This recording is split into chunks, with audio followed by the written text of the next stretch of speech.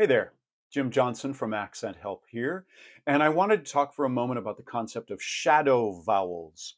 So, this is a term that gets more commonly used for singers. So, for example, I just finished coaching an opera, and it was an English language opera. And so, one of the things that we needed to work on for clarity is to add shadow vowels on some sounds. So, a shadow vowel is the voiced equivalent of aspiration, of an explosion, for example. So, for example, if you take a T sound, which we would transcribe as a lowercase t, and you explode it, it's commonly written with this little aspirated H on it. So, like a little H, like t, but. And sometimes you need to aspirate something at the end of a word for clarity, especially when you're dealing with a huge space. And this was an opera in a massive thousands of seats in this space. And so there's a need to put on some of these final consonants. When you get to a voiced consonant and you say something like a D sound, red, if you explode it, it's not so much an H, red. I guess one way you could note it would almost be an equivalent. See, this is a diacritic that is listed with the IPA. Something you could almost do, I guess, is this little curved H, which is a voiced H, but that actually doesn't exist as a diacritic.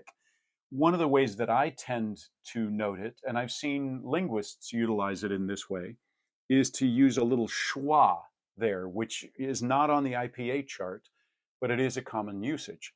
Red, d, d, that small explosion at the end that doesn't quite become red, where it's a full-on vowel, but it's like a tiny vowel in the way that this is a tiny H.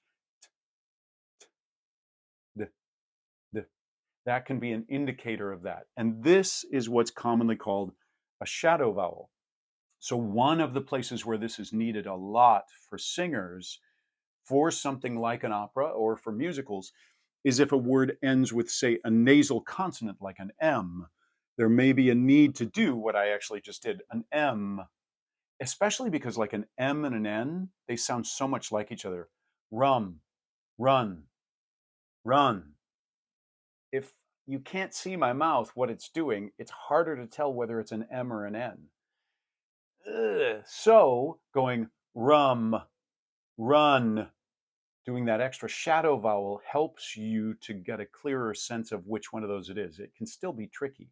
And that's why nasal consonants are one of those that you need to do a great deal of this with. Another one is this is the symbol for the NG, like ring.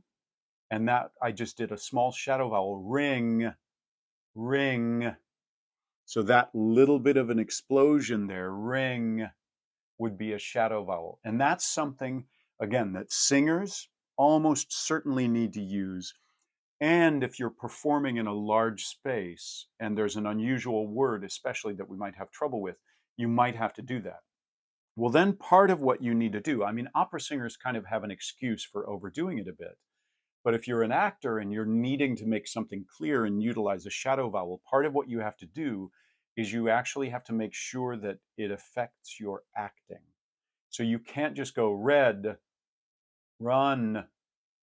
You probably need to go red and like use the word in a way. So you got to act harder. Or say run. You have to motivate the need to express it that clearly with someone. So recognize that, especially for actors, you have to use this to actually make it work. Like you have to use it and let it infect your acting. Let the acting back it up. So this is the concept of shadow vowels and an aspiration or turning it into an exploded plosive, right? And this is really an exploded plosive as well, and that might be one of the ways to note it. There you go. If you're interested in more info on accents in general, you can check out accenthelp.com.